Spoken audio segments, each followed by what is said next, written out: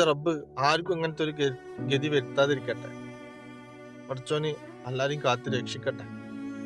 ഏതൊരു മാതാപിതാക്കൾക്കും സഹിക്കാൻ പറ്റണതിന്റെ അപ്പുറത്തേക്കാണ്. നമ്മൾ ജീവിച്ചിരിക്കുമ്പോ തന്നെ നമ്മളെ മക്കളെ മറവ് ചെയ്തിട്ട് 3 പിടി മണ്ണ് വാരിടുക എന്ന് പറയുന്നത് വല്ലാത്തൊരു വിഷമമുള്ള ഒരു കാര്യമാണ്.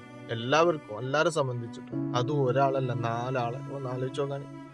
പഠിച്ച റബ്ബ് ആ കുടുംബത്തിന് ക്ഷമ കൊടുക്കട്ടെ, മറവി കൊടുക്കട്ടെ. ആ കുഞ്ഞു മക്കളെ ഖബർ അല്ലാഹു സ്വർഗത്തിലാക്കി കൊടുക്കട്ടെ. ആ ഉപ്പാന്റെ ഉമ്മാന്റെ ഒക്കെ സ്ഥിതി ആലോചിച്ച് നോക്കാൻ. ആ ഒരു കുഞ്ഞു പെങ്ങൾ മാത്രമുണ്ട് വലിയ കുഴപ്പമില്ലാത്ത രക്ഷപ്പെട്ടത്. ആ ഉമ്മാക്ക് എന്തൊക്കെയോ ഓപ്പറേഷൻ കഴിഞ്ഞെന്ന് പറഞ്ഞു. ആ ഉപ്പാന്റെ സ്ഥിതിയൊക്കെ ഒന്ന് കാലിനോ കൈക്കോ എന്തൊക്കെയോ ബുദ്ധിമുട്ടുകളുണ്ട്. എന്തായാലും പഠിച്ചോനെ അവർക്ക് പെട്ടെന്ന് ശിഫ നൽകട്ടെ, അവർക്ക് മറവി കൊടുക്കട്ടെ. എന്താ അവസ്ഥ? വണ്ടി ഓടിക്കുന്നവരൊക്കെ വളരെയധികം ശ്രദ്ധിച്ചോളി മക്കളെ. ഈ വണ്ടി ഉറങ്ങിങ്ങാണ്ടൊന്നും വണ്ടി ഓടിക്കാതിരിക്കുക.